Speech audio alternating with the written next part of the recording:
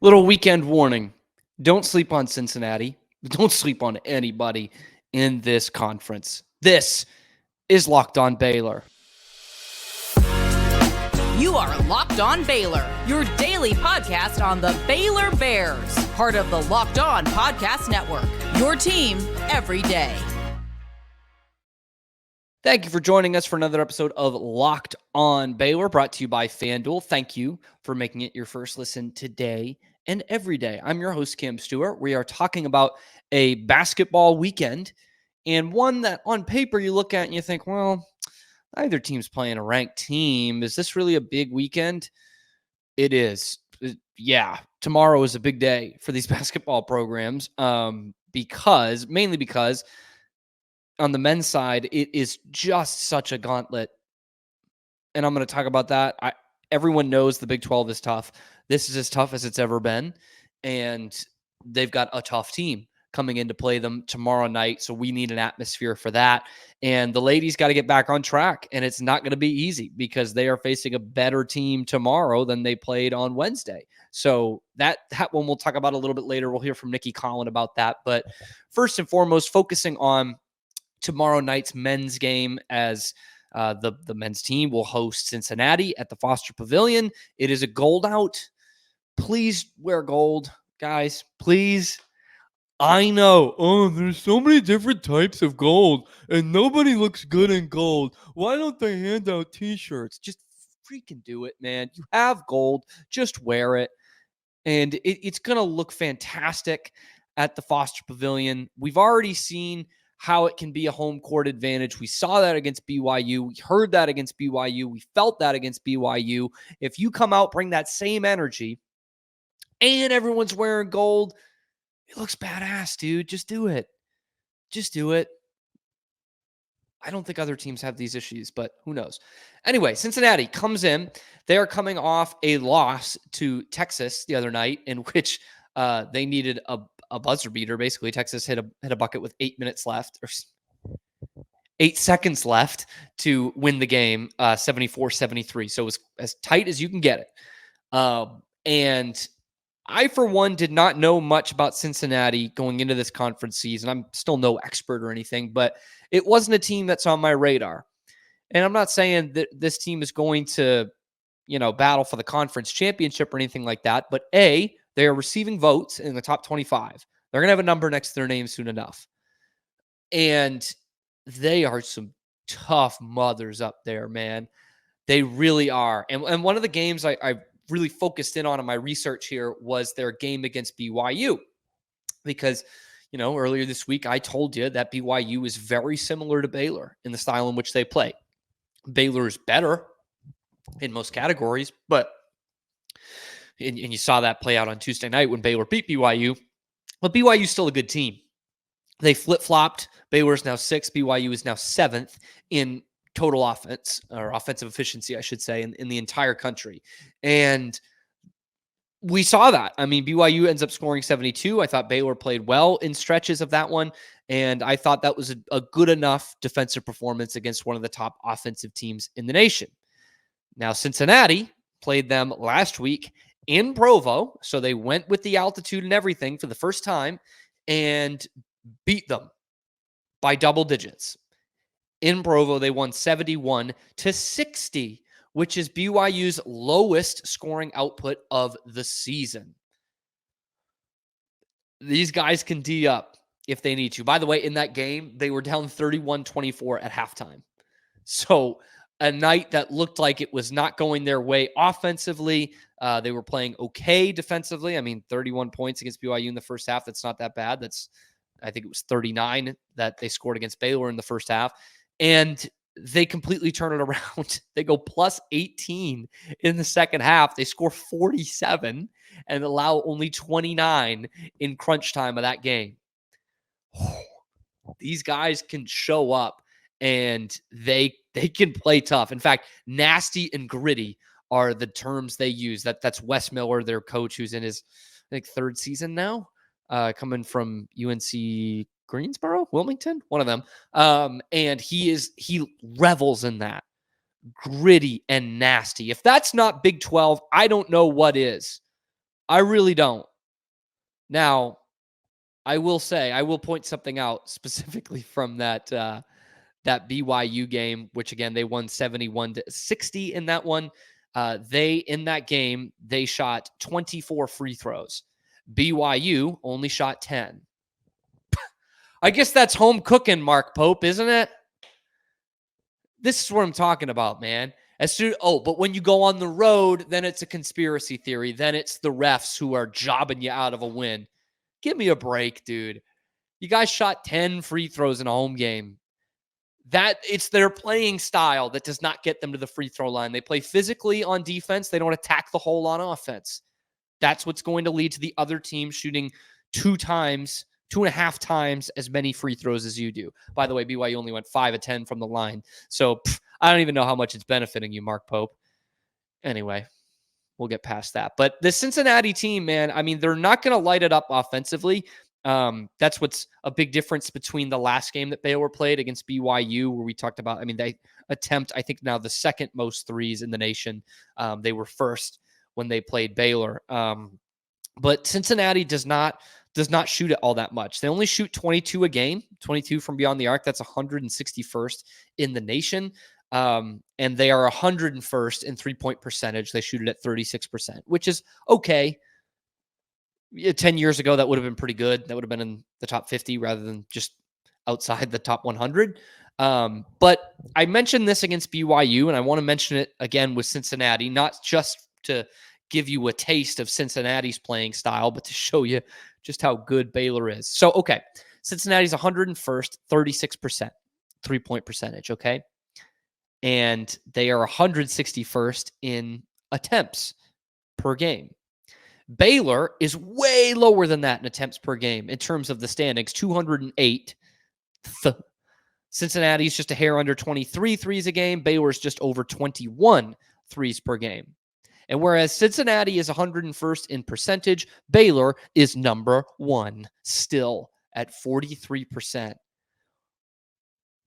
Boy, this team is good at shooting the rock, man. And it got better against BYU on Tuesday. It still was not terrific. I don't have that stat in front of me, what they shot in that game. It was good enough to win. And it was an abysmal performance on Saturday. So not really on the mark the last two games of what we know they can do. So that's going to turn around. That's going to turn around. And one way that is a positive way to look at it turning around is that Cincinnati is 90th in the nation in 3-point defense. So they don't shoot it very well. They don't defend it very well. They are a lot better team in the paint than Baylor is. In fact, they really bullied UT in the paint. They out-rebounded them by 10 overall, and that difference was actually all on the offensive glass. It was 16-6, and they lost by 1. They out-rebound a team by 10. They only shoot 53% from the line, and they lost by 1.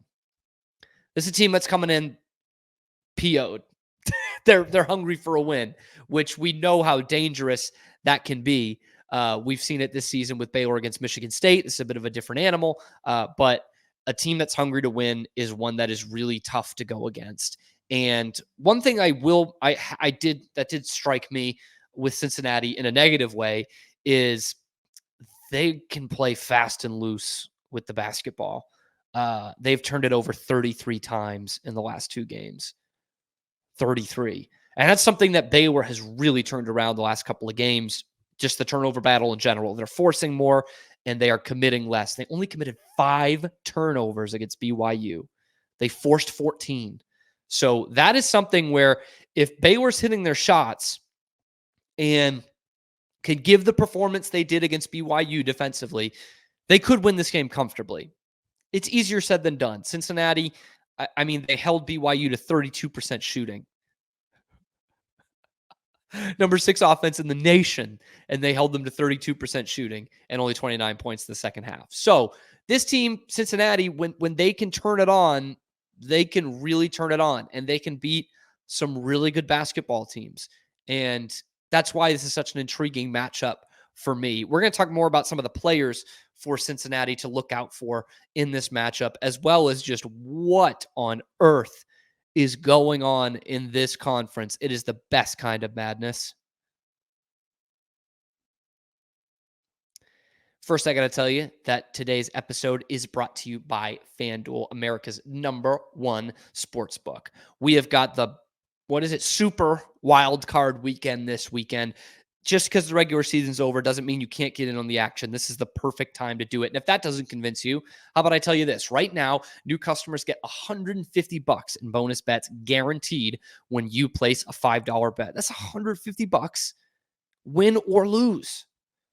I love money. I love bonus bets. That's why I love FanDuel. I also love it because there's so many different ways you can play. You don't have to be very smart to do it. I know I'm not. They've got live same game parlays. You don't even have to go out on your own. You can see what parlays are happening in the parlay hub to see what other people are doing, spreads, over-unders, prop bets, all of that available on FanDuel. So what you got to do is visit FanDuel.com/locked-on and make that first bet a layup. That's FanDuel.com/locked-on. FanDuel, America's #1 sportsbook and official partner of the National Football League.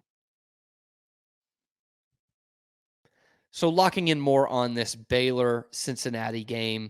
I expect it to be a great environment tomorrow night, Saturday night game. Still a lot of people who haven't experienced the Foster for the first time. And based off what we saw against BYU, it could be jumping in there. And some of the guys to look out for, I'm going to butcher this first name, but a guy who had a big night against UT. It's either it might be Simus. I think it's something like Shimas Lacosius. He is a guard standing at 6'8". Okay, so just typical wing guy. Went for 19 points in the loss against Texas. He led the team in that category. He is a guy who could be a matchup nightmare. And personally, with him handling the ball a lot at the guard position, I think we could still see Jaden Nunn on him. Just playing very physical, very physical.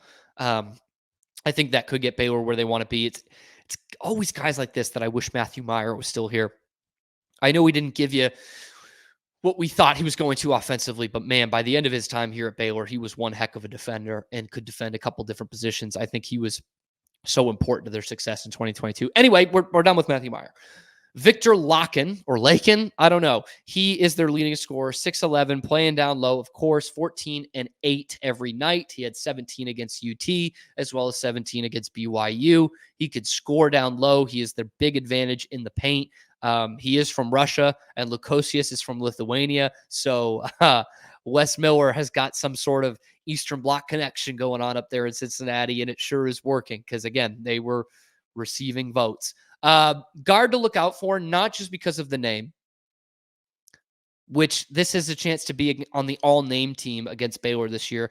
We had Nazir Johnson for Cornell, but on the StatCast, they didn't have the R in his name. It didn't fit, so it said Nazi Williams, which is not great. But this one a little bit more fun. Jizzle James is a freshman point guard who gets 9 points and 2 assists a game. They are putting the ball in his hands a lot. I think that's just cool that his name is Jizzle James. And Cincinnati, again, I'll say it again, receiving votes and just beat a good BYU team. Now, they won't get in the top 25 if they lose both games this week, which is my sincere hope. But they're going to be there. They are going to be in the mix. They are going to beat some good teams this year. The depth that the Big 12 has added has made it, it was already the best conference in America. This has the chance to be one of the most competitive conferences of all time. Like, this league is insane, top to bottom. Insane. Like, I'm not even kidding. I'm scared of this league. I said it's going to kill us all. It probably will. There were, coming into this season, there were like 2 gimmies in the Big 12. And it was West Virginia, who I feel so bad for. They just, with Huggy leaving in whatever it was, late spring, early summer, they just didn't have a chance. And it's bad out there for West Virginia right now. And the other one was UCF. Not a basketball school, never have been. I do like their coach, Johnny Dawkins, Duke's second all-time leading scorer. Heck of a player, and I think a decent coach. He's had a couple of stops. Almost beat Duke in the tournament a couple years ago, but nothing special about UCF, man. They're known for having Taco Fall and I think Michael Jordan's son. So really nothing to write home about for UCF basketball. Well, all they do in their Big 12 home opener is beat Kansas, who, if you put a gun to my head yesterday, 2 days ago, and even maybe still today and said, hey, I know college basketball is full of parity. Who's going to win the national championship? I'd be like, Kansas. And I think I'd live. And then they go and lose to UCF. This week has been nuts all around college basketball. It's the first time that 4 of the top 5 teams in the AP poll have lost to unranked teams within 3 days. That's how nuts we're talking about. And that's coming off Houston losing to Iowa State, who is not going to be unranked for long. That is a good basketball team up there in Ames that Otts has again. And now Kansas loses to UCF. And by the way, outside of the top 5, but inside the top 10, Oklahoma loses to TCU. This conference is nuts. I mean, this takes any given night to a whole nother level. Like, it's underselling it to say it is the best conference in America. It's underselling it to say it's this gauntlet. It's a gauntlet and a half, man. I'm saying, man, the champion of this league, the regular season champion, is going to have 6 conference losses. That wouldn't stun me. 5 or 6 conference losses. That wouldn't shock me at all. The ACC champion's going to have like 2 conference losses. The Pac-12 champion going to be the same thing. It's going to be Arizona. But like, by the way, Arizona, you're adding them next year. This is almost scary how good this conference is. So remind me of that, good listeners of Locked On Baylor. Remind me of that. If Baylor loses to Cincinnati, first off, or Iowa State, or God help us all, hopefully not, TCU, like, anybody can beat anybody. We just saw that. West Virginia, honorable mention for the conference. We're not really accepting them this year. But everyone else, it's any given night. If UCF can beat Kansas, anybody can beat anybody in this conference. Anybody. You knew when you were adding these 4 that Houston was going to be the showpiece ad of the basketball side. They're a legitimate Final Four program. They're going to, I think, still have a really good chance to make the Final Four this year, even after what we saw against Iowa State. I think they're still that good a basketball team. And yet, I didn't know the depth that they were adding. BYU jumps into the rankings for the first time in years. Cincinnati knocks off BYU and gives Texas all they can handle, almost knocks Texas out of the rankings. And then UCF beats Kansas. It's 2 days ago now. It hasn't settled. UCF beat Kansas. They didn't give them a run for their money. They full-on beat them. And Hunter Dickinson was so mad, he just like assaulted a player at the final buzzer, just threw him to the ground for some reason. Don't know any update on that. I mean, that's, to me, that's like suspendable, first half suspension kind of thing. But anyway, maybe that was too far. But UCF beat Kansas. There are no gimmies on this schedule. No gimmies. I got to look at the Baylor schedule here because they do play West Virginia because there's a lot of teams that they don't play twice anymore. Like they used to just play everyone twice. But like I think BYU was only once. But I mean, just looking at the Cincinnati at home, that's a tough game. Then you got to go to Manhattan and play Kansas State, Jerome Tang. And then on 11 a.m. on a Saturday, you got to go down to Austin for a team that is fighting for relevance in this conference. That was a preseason top 10 team or whatever they were, top 15 team, hosting TCU, and then at UCF to close out the month, hosting Iowa State, hosting Tech, and then over to Allen Fieldhouse, potential ranked matchup with Oklahoma. Like, you don't have a landing spot until you face West Virginia on February 17th. And by the way, that is on the road. That is in Morgantown. And then This is crazy. And then after that, they go to BYU. So a ranked team that played you tough, plus the altitude. Then you host Houston, and then at TCU, hosting Kansas, hosting UT, and then, maybe a bit of a landing spot in your last regular season game. You're at Tech. Oh, boy. Do you love it when I just go through the whole schedule? That is, even on a good year for the Big 12, there's like 4 or 5 games that you're like, there's just no chance Baylor loses these games. Check, done. That's just not the case this year. It's the best conference in America, and I really hope it doesn't just wear these teams down when it comes to the NCAA tournament, because that's my biggest fear. They're better than so many teams out there, all the bids that are going to come from the Big 12. But I'm just worried they're going to be beat to crap, because that's what happens every night in this conference.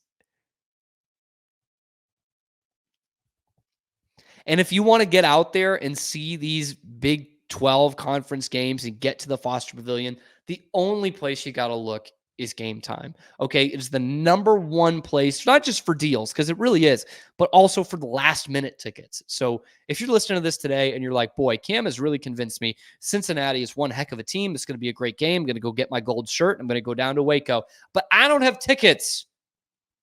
Good news for you. Gametime is here for you. It's the best place for those last minute tickets. They also don't have like the exorbitant hidden fees that you're going to get from all these other ticket sites that like double the price once you get in the taxes. And it's also going to give you a view from your seats. You're saying, I've never been in the Foster Pavilion before. I don't know what this view is going to be like. You're going to get the views from Gametime before you click purchase on those tickets. It's the absolute best place to go and buy tickets. It has deals on them right up to the start of the event and even an hour after it starts. So if you're watching here at home in Waco and you're like, I can't see with this camera angle, but how am I going to see this game? It's 4 minutes in. Oh, I can go to Gametime, buy it right now, and get there by the end of the first half. Bang. Gametime has you sorted. They also have zone deals where you can pick the section and Gametime will pick the seats.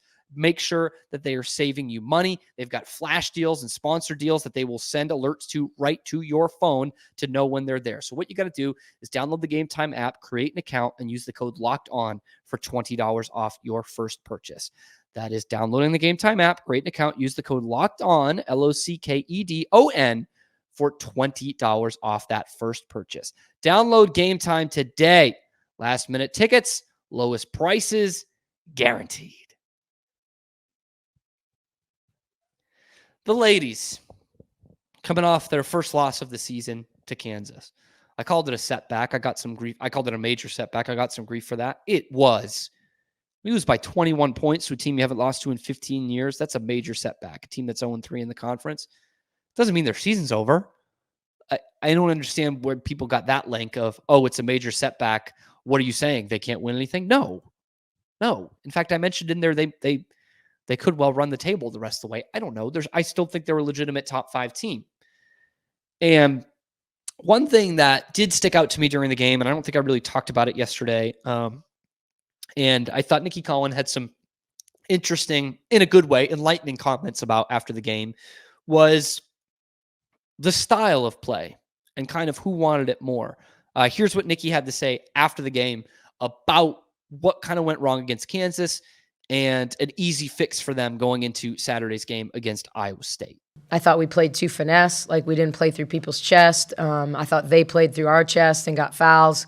We tried to play around people, and we are more of a finesse team. I'm not gonna pretend like we're all of a sudden like this power team.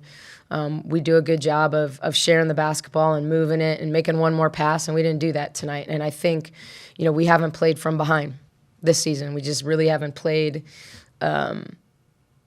especially that far behind, And so I thought, uncharacteristically, we didn't take great shots, and we typically take great shots. It's why our field goal percentage is so high. It's why we're so efficient, because we usually take really, really good shots. And I think when you get down and you play with a different sense of urgency, pressure, you oftentimes take the first shot, not the best shot.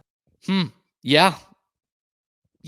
Just like the men's Big 12, you've got to be tough in this league. You've got to be tough. I've talked about it, the emergence of the teams outside of Baylor and Texas. You have got to be tough. And it's something I hadn't really thought about. Like a physically tough is what Nicki Collen was talking about. She said, I'm not, make no mistake about it, I'm not saying we're like this really tough team. And I thought, I hadn't really noticed that before, but she's right. They are a finesse team. I don't think in the women's game it hurts you as much as it would in the men's game when it comes to tournament time. Tougher teams do typically win. But yeah, I mean, you heard about the turnaround against TCU, and what she told them in the locker room was, we got to get out running. We've got to run fast break. If we're not doing that, we're not playing our game. And Kansas just took it to their chest all night long. We talk about the numbers in the paint. They were plus 24 in the paint, out rebounded Baylor by 17. Like those are the things that show up that on the stat sheet that you're like, that's toughness right there. And by the way, speaking of tough, your game tomorrow is very tough. Iowa State doesn't have the number next to them yet, but they will, especially if they win this game tomorrow. They're ahead of Baylor in the conference standings because they're 4-0. They beat that Kansas team that you just lost to by 21. And they handled a ranked West Virginia team. They beat them by 10 in their last game out. So they're coming in with some momentum. They're playing at home, which is always a great environment, both men's and women's up there at Hilton. This is no gimme to get back on track for the Bears. I mean, you see that it's an unranked team. You cannot take them lightly. I think they took Kansas a little lightly in that game, and Kansas took it to them. Didn't just beat them, but pounded them into submission, beat them by 21 points. I think Baylor does get back on track. I think they play better tomorrow. I think they beat Iowa State, and they reshift their focus as they head back home for a couple of games. I still believe hard in this team, but yeah, that was a setback the other night, and a little bit of toughness, a little bit of salt in there, a little bit of hair on the chest can go a long way for this team. And I think Nicki Collen agrees with that. Not that they're going to change their whole identity, but you just can't let a team take it to you the way Kansas did. And it's going to take a maximum effort. I don't think this is going to be a blowout tomorrow, but I think Baylor makes enough plays to win the game. Let me know what you think about that. What you think about this conference and the men's basketball game coming up tomorrow. Are you going to wear gold? Please just wear gold. Just do it.